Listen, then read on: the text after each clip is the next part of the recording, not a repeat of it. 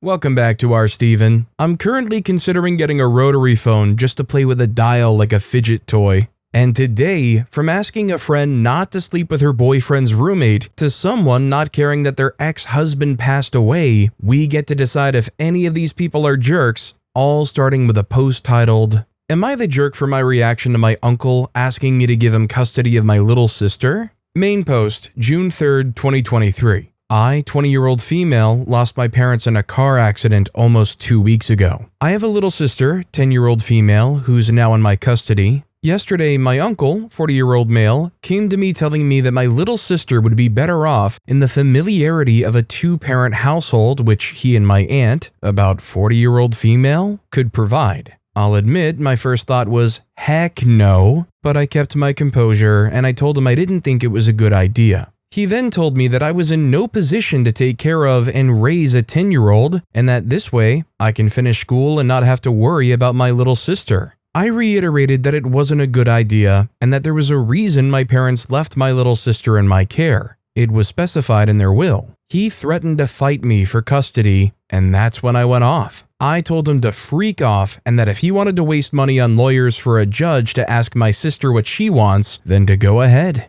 I also told him his lying, cheating self had no business fighting for custody of a niece he barely sees. I also threatened to bring up all the family drama if he tried to fight me for custody, and that if he wanted something to spend money on, then to get his sugar baby pregnant. Anyway, my grandma told me I overreacted and that he was just concerned, so now I'm wondering if I was a jerk. Also, some more context. My parents were good with their finances, and so now my little sister and I have a good amount of money to live off of while I finish school. I have a year left and get a job.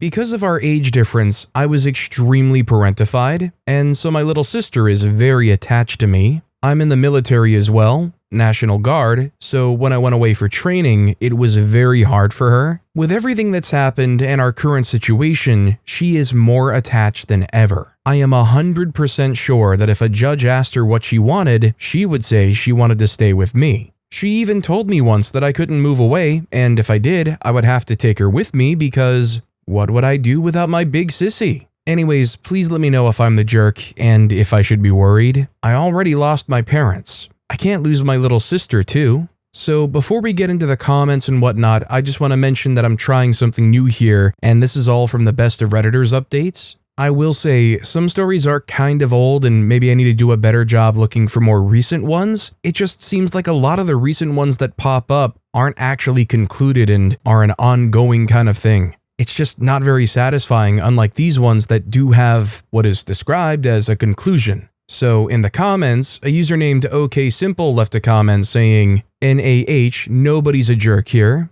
Your reaction is completely understandable. Your uncle does seem to be looking out for the both of you. He could have been more diplomatic about the situation or offered support in other ways, but it does sound like he only has good intentions, as misguided as they may possibly be. I raised my sibling, and no one offered to help us, even though they all knew we were left living alone on a farm. What little help was offered was appreciated, but impossible to accept because we would have been separated, or at worst, he would have been left there completely alone. We didn't want to be apart. We were resentful that family members treated us the way they did, and we had to grow past that. It took a long time. You're dealing with so much right now. It may be best for you and your sister to not make any more changes for the moment. Is there any way your uncle could offer support in other ways? Help with your sister so she doesn't have to be alone when you need to be away? Help with some living expenses so that you can afford to pay for needed things down the road and won't have to depend on finding work directly after college?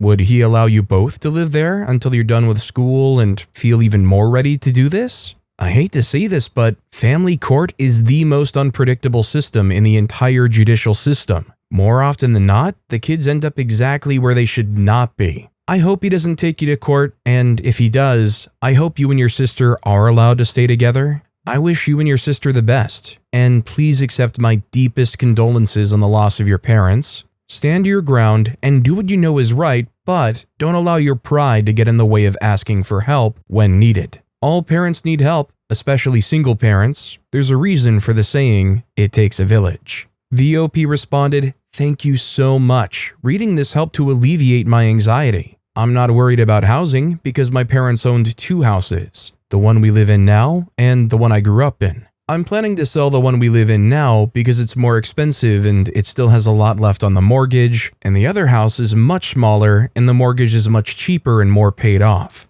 We don't really need his help. I'm planning on asking my aunt, 48-year-old female, and cousin, 25-year-old female, to move in with us. My cousin and I were raised together, and she called my dad, Dad, since hers wasn't around, so they can help. The old house is walking distance to my sister's school, so that's a plus as well. I'm certain they'll say yes. I really hope my uncle doesn't pursue this, but if I have to fight him in court, I'll do anything to keep my sister and I together. Another user named HawkFan4Life left a comment saying, "Not the jerk. Your uncle has no right to try and claim your sister, and it's my guess that he only even brought it up because he thought it would get him access to your money. It was probably a bluff, but in case it wasn't, the only concern I would have if I were a judge is who watches your sister when you have National Guard duty or are deployed." The OP responded, "I hadn't thought about that, but now that I have, the Guard does require you to have a childcare plan in place. Most likely, I'll name my aunt and cousin because they're already close to her, but I'll have to ask to confirm." The OP then went on to post a final update 2 days later, June 5th, 2023. I want to thank everyone for the support. Reading through the comments really helped to clear the fog in my mind. A lot of people were suspecting abuse or money to be his motivation, and I don't blame them as this was my first thought too. I have also been SA'd, but because of my grandma's reaction, I think the motivation is religion, as him and my grandma are very involved in their Seventh-day Adventist church, while I'm not religious and my parents were Christian. It may even have happened because I was talking to my grandma about sending my sister to a Christian private school because my parents were in the process of getting her in and they really wanted her to go there. I've talked to both my uncle and my grandma and basically told them to leave us alone if they want any type of relationship with us, and have gone little contact with both of them for the time being. I've notified my chain of command of the circumstances and have filed the appropriate paperwork now that my sister's in my custody. I've also asked my boyfriend, he's studying law at the same school I go to ask his professors if they know any good family law lawyers that they can recommend, and I've gotten a few names. One of them was even willing to do it pro bono under the circumstances, which I am really grateful for. Overall, I think I've gotten most of everything sorted out. I'm taking it one day at a time, and my sister and I have been doing a lot of activities to keep our minds sharp. I've signed us both up for individual therapy as well. Thank you everyone for the advice, and I hope this update finds you well. And unfortunately, as most Reddit posts go, there's no magical 3-year later update post or anything, but I think we can all agree everything is in a pretty solid place here for OP. Don't have to worry about the financial burden or lawyer issue, figuring out childcare, figuring out the National Guard stuff. It all sounds like it's in a really good place for them, and OP just sounds like an awesome big sister. A user named Halcyon Dreams left a comment saying, "You got this, honey." A reminder that as you move forward, you can always reach out to parenting threads for the "okay, what the heck do I do with this situation?" questions. That's what they're there for. And raising humans doesn't come with an instruction manual. It sounds like you have solid instincts and good support. Take care of each other, love each other, and you'll figure everything else out. And speaking of good support, if you want to help support me in making more Am I the Jerk videos, the best way to do so would be hitting those like and subscribe buttons down below.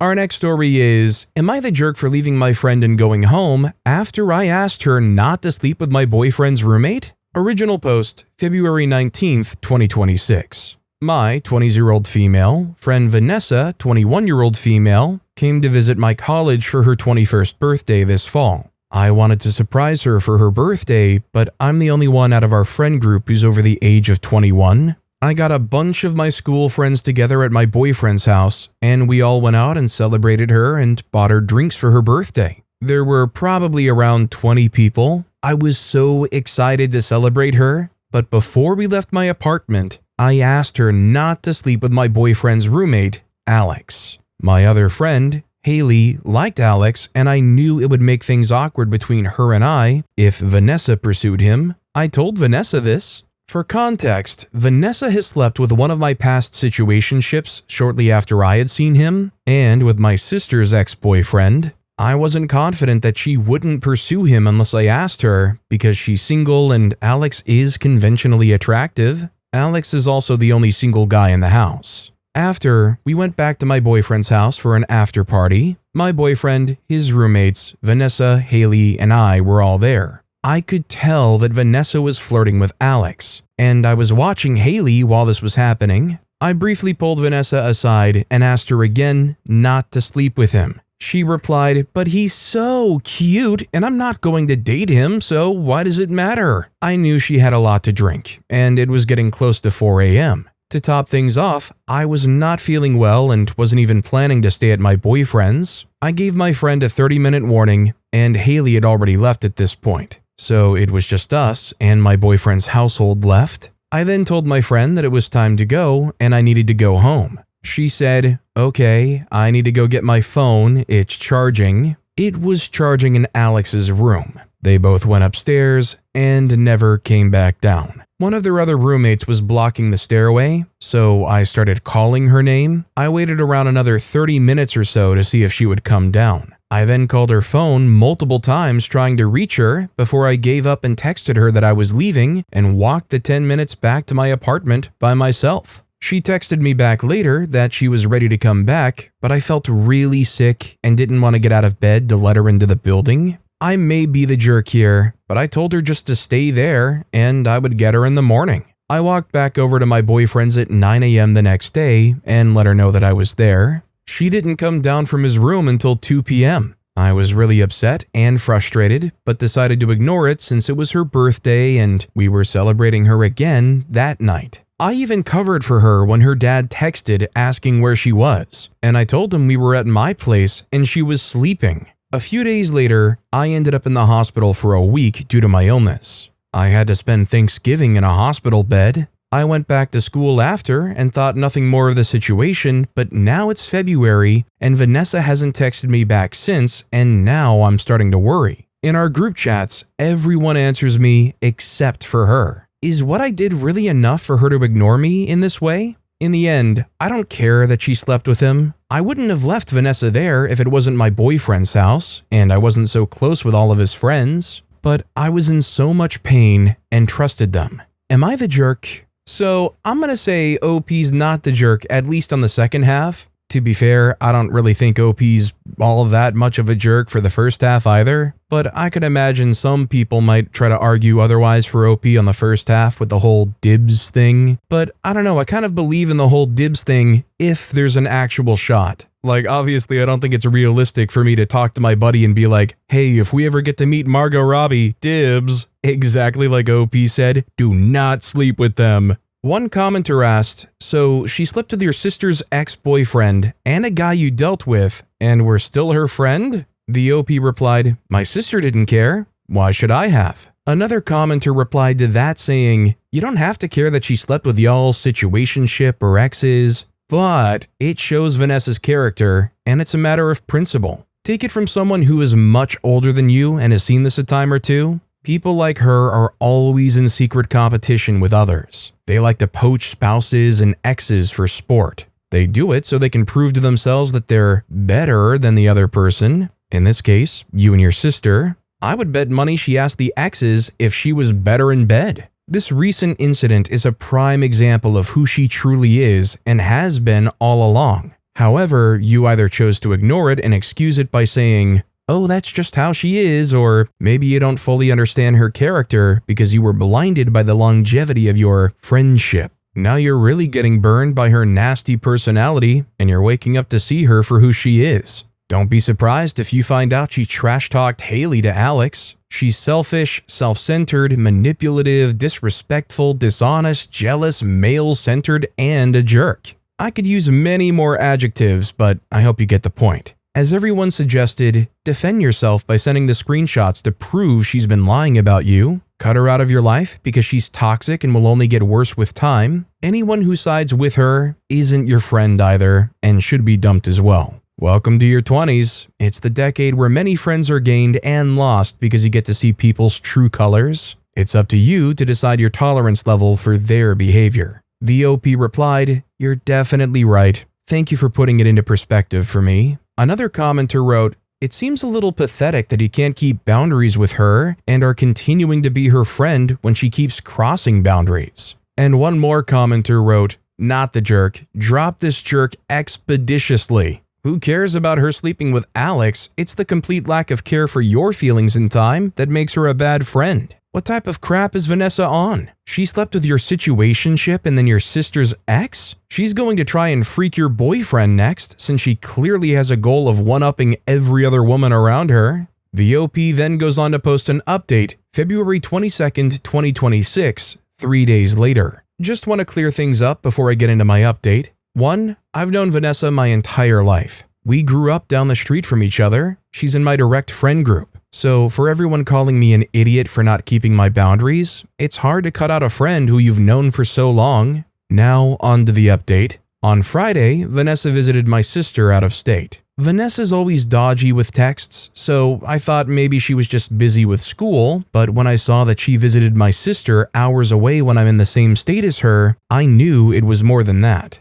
I texted my sister when I knew that Vanessa left and asked her if she knew why Vanessa was ignoring me. She said she did and asked if I was free to call. The first thing my sister said to me on the phone was, "I would never ever leave my friend at a house full of guys by herself without telling her." I was confused and asked what she was talking about. My sister and I had a long conversation, and she told me that Vanessa said that I left her at the house without saying anything. She seemed disgusted by this. She also told me that Vanessa had wanted to talk to me about the situation, but then I ended up in the hospital, so she never did. I was furious and sent my sister screenshots of our texts and our call log with timestamps. I told her exactly what happened and explained the texts. I asked her who else she told this to, and turns out our entire friend group thinks that I just left without saying anything. I was in tears just thinking about how my sister and closest friends have thought these things about my character for months at this point.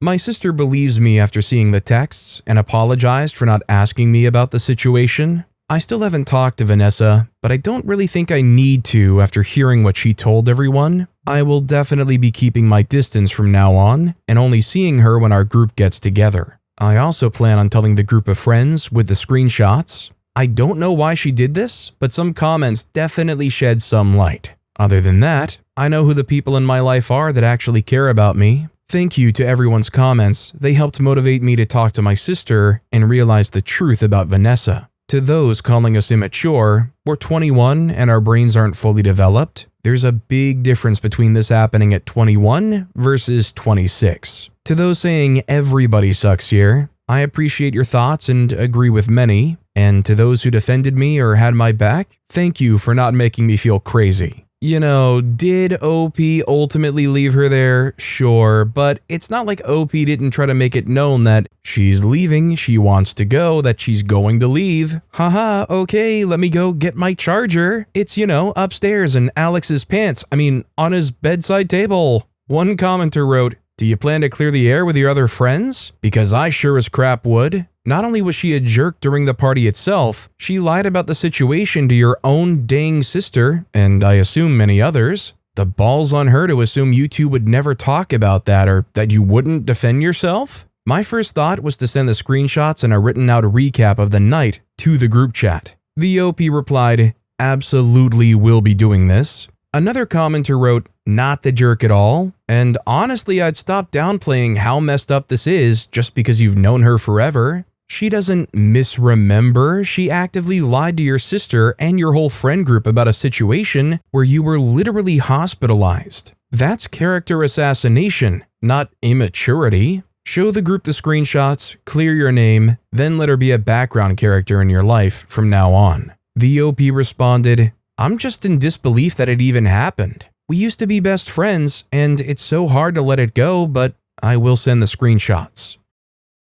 Our next story is, "Am I the jerk for not caring that my ex-husband is dead?" Original post, September 24th, 2025. My ex-husband and I separated 3 years ago and have 4 children together. We split after he cheated with a coworker while I was having brain aneurysm surgery. Both marriages split, and they moved to the other side of the country where he ignored our children and didn't bother to pay child support. On or about the 3rd anniversary of us leaving, he ended himself. His affair partner/wife didn't bother to let us know, and it was over a week before we heard. Even though he was a crappy husband and father, I feel so guilty that I'm not sad and only think of him being a freaking coward. His parents told our oldest that he couldn't take being away from you and your brothers anymore, and then bluntly told her his manner of completing the act when she was trying to find out what happened. We were originally told a different cause of passing from rumors my family heard in our hometown, and they didn't tell us what happened beforehand.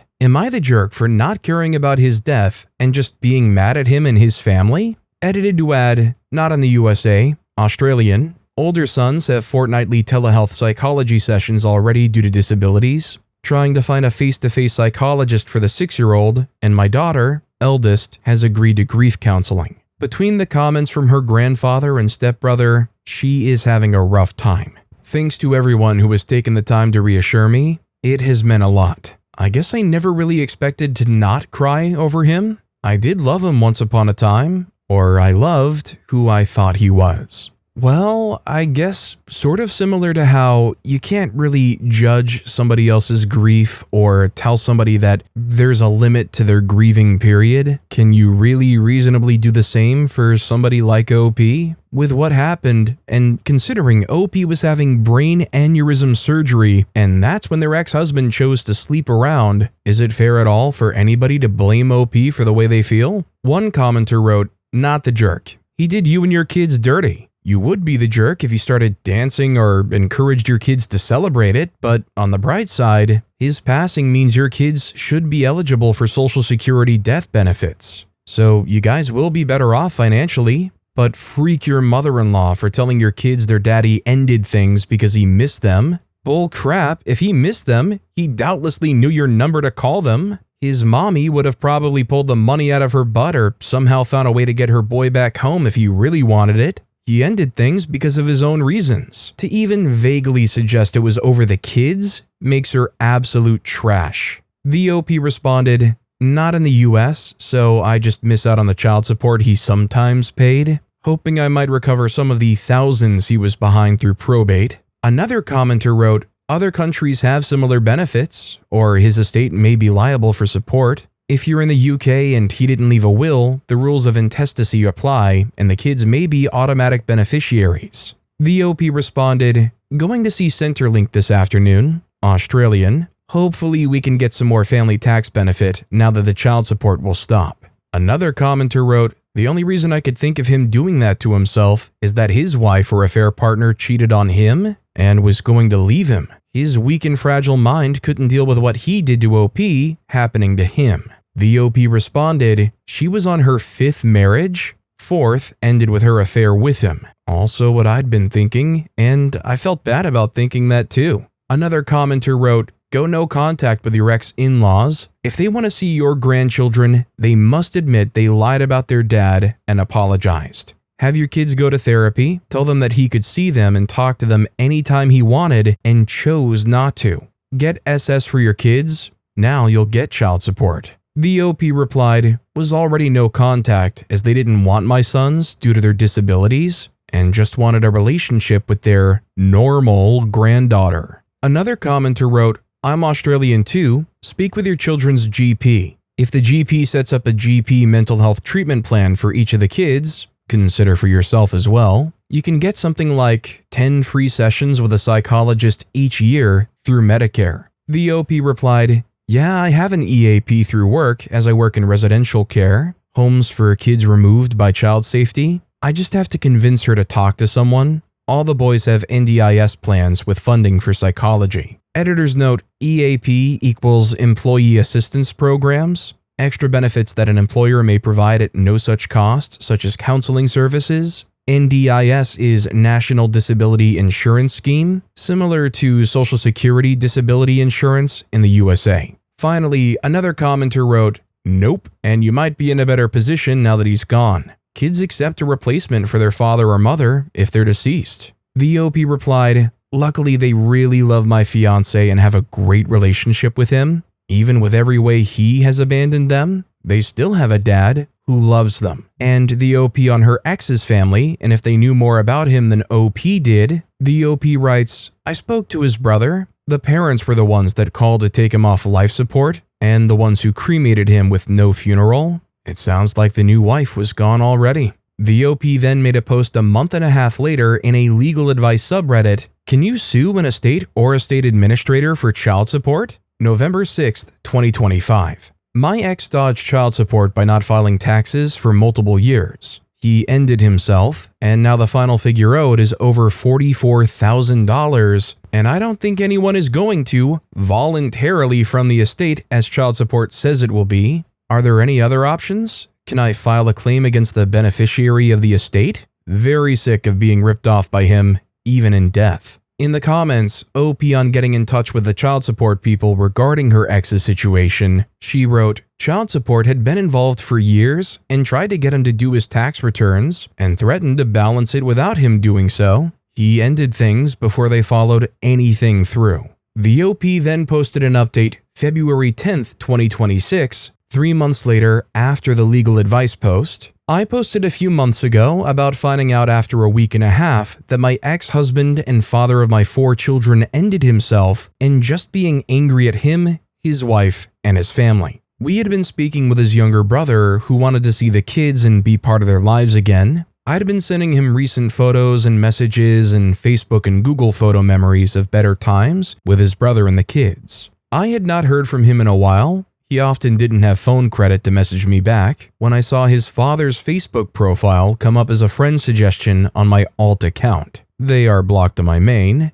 and his memorial tattoo for my ex-husband now has his brother's name added. I'm not sure when he went or how, but the image on the tattoo is our men's mental health symbol, so I am guessing it was also the same thing my husband did. I just don't know whether I should try and contact the family to at least get the confirmation for my kids and check on their final uncle, who was the depressed and contemplating ending things brother in the past. The last remaining uncle was always the best in their family, and I'm honestly worried about him. No one deserves to lose 2 children, and my kids are their grandfather's only grandchildren. Grandmother alienated their half-uncle to go no contact, and they don't see his kids. They are monsters, but now I feel bad for keeping the only grandkids they'll have away with all their loss. Am I the jerk for not forgiving their behavior and keeping the kids away? I know they will probably return to favoring my daughter. She didn't have the neurodivergent disabilities diagnosed that they disapproved of in my sons, but does now. But I still feel like crap because of what they've gone through and lost and concerned for their remaining son.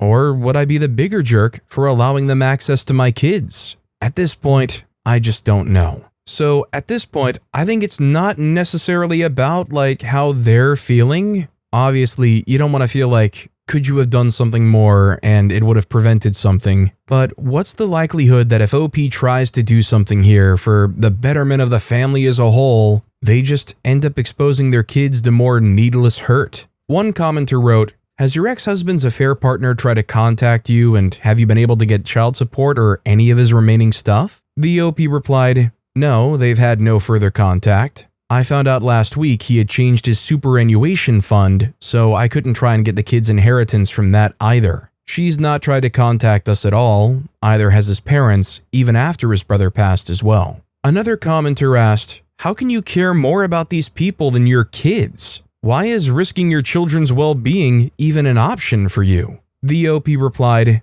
I don't, but since I'm no contact with my family, I am also worried I'm taking away everything from them. They really don't have anyone besides my partner and I. Another commenter replied to that, ridiculous logic. Was he blocked from your kids too? Why didn't anyone tell your kids their father passed on? The OP replied, X wasn't in their lives by choice. He didn't bother to keep in touch after I left him. He was too busy with the new wife and stepkid and avoiding child support. The OP on her kids' ages and how they're handling their father's passing. OP said 15, 11, 9, and 6. Older ones have had more trouble, while the youngest doesn't remember his father or uncle. And on whether or not OP's been able to locate any obituary on her ex-husband, the OP wrote, no obituaries, no funerals, and no probate for their father that I can find. Apparently the new sugar mommy didn't pay for a funeral for my ex, and his parents couldn't afford it. But with that being said, that's all the time we have for today. Now, if you're not done judging whether or not these people are jerks and you want a taste of some more, why not check out another Am I the Jerk video on the left of the screen right now?